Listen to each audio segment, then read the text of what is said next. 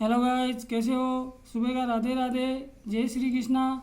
तो गाइज, आज हम आपको बहुत ही अच्छी कथा सुनाने जा रहे हैं, ललकार सहन नहीं। इस कथा का नाम है ललकार सहन नहीं। तो गाइज, चलते हैं, आप और हम ये कथा सुनते हैं। निष्कंटक राज्य पाने की लालसा से दुर्योधन कौरव सेना को संगठित और उत्साहित आए दिन नए सेनापति बनाकर करता था। लेकिन सेनापति मद्रराज शल्य की मृत्यु और पांडवों की मार पड़ने से दुर्योधन की सेना भयभीत होकर चारों ओर भागने लगी। कुछ लोग घोड़ों पर चढ़कर भागे और कुछ लोग हाथियों पर। बहुतेरे रथ में ही बैठकर 9-2-11 हो गए। बेचारे पैदल योद्धा भय के मारे बड़े जोर से भाग रहे थे।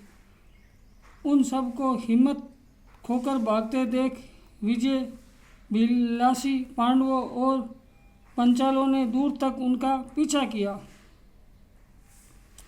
इसी बीच दुर्योधन 21,000 सैनिक के साथ अपने रथ लेकर उनके बीच आ गया। फिर तो हर्ष भरे हुए उन योद्धाओं और पांडवों में घमासान युद्ध होने लगा। दंडधारी यमराज की भांति भीमसेन अकेले ही अपनी गदा से 21,000 योद्धाओं को मार गिराया। लेकिन समस्त पांडव एक साथ होकर भी दुर्योधन को परास्त नहीं कर सके। मौका पाकर दुर्योधन ने अपनी भागती सेना को वापस बुलाया। फिर क्या था, चारों ओर बाणों की वर्षा होने लगी। ये एक ऐसा युद्ध हुआ जिसमें कौरवों को पूरी की पूरी 11 अक्षिणी सेना मारी गई।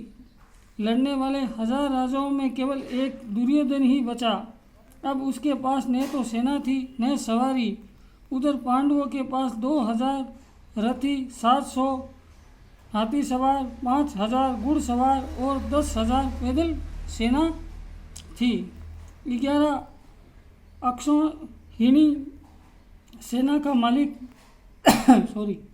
दुर्योधन अपना कोई सहायक न देखकर अपनी गदा लेकर पूर्व दिशा स्थित सरोवर में जा छिपा।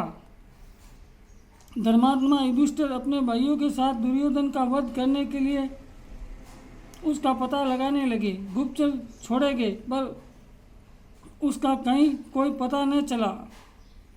संयोगवश कुछ व्याधों ने कृपाचार्य अश्वत्थामा तथा कर्तमारा द्वारा दुर्योधन से की जा रही वार्ता को सुनकर धन के लोभ में पांडवों को दुर्योधन का पता बता दिया।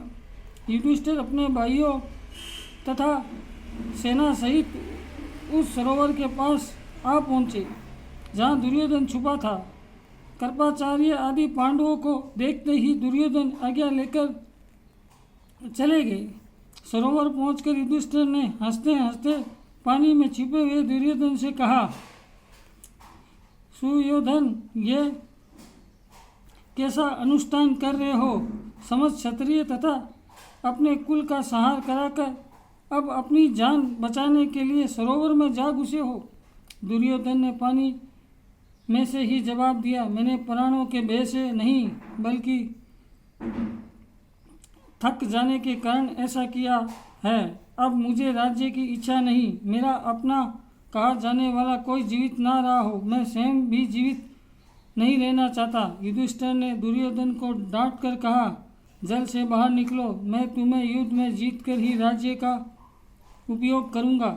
युधिष्ठिर की फटकार तथा कड़वी बात सुनकर दुर्योधन बोला, मैं तुम्हारे साथ युद्ध कैसे कर सकता हूँ? तुम अपने हितैषी सेना तथा वाहन आदि के साथ हो और मैं अकेला। यदि तुम बारी बारी से एक एक वीरों को लड़ाओ तो मैं बाहर आ जाऊं। युधिष्ठिर ने उसे आश्वासन देकर कहा, दुर्योधन, उठो तो सही, आओ मेरे साथ ही गदा युद्ध करो। युधिष्ठिर के इस कथन को दुर्योधन सहन न कर सका। वह कंधे पर लोहे की गदा रखकर बंधे हुए जल को चीरता हुआ बाहर निकलने लगा। उस समय वह दंडधारी यमराज के समान लग रहा था। उसे पानी से बाहर निकलते देख पांडव तथा पंचाल बहुत प्रसन्न हुए और ताली पीटने लगे। तो गाइस आज हमने आपको ये छोटी सी कथा सुनाई। इससे कथा से हमें यही ज्ञान प्राप्त होता है कि हमेशा बुराई हारती है और सत्य जीतता है, और हमेशा बुराई का अंत ही होता है और सच्चाई की जीत होती है। तो गाइस आज के लिए इतना ही। हमारे चैनल को ज़्यादा से ज़्यादा लाइक करें, सब्सक्राइब करें, वीडियो देख के कमेंट करें।